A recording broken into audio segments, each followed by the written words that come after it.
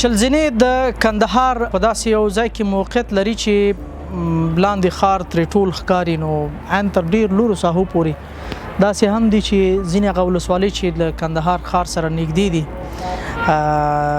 له مرکز سره البته، نو هغه هم ترې ځینې ساحې ښکاري. نو دلته چې څوک راځي نو یوازې دغه د منظرونو هم ډېر زیات خوند اخیستلی شي.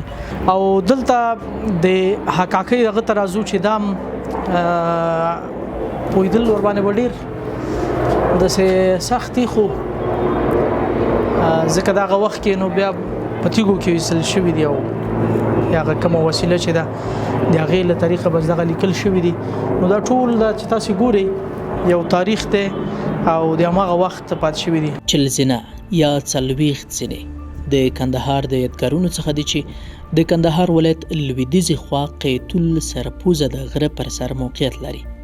د دې فرهنګي ځای اصلي نوم رواق جهنما دی، خو اوس یې خلک د چلزینې په نامه پیژني.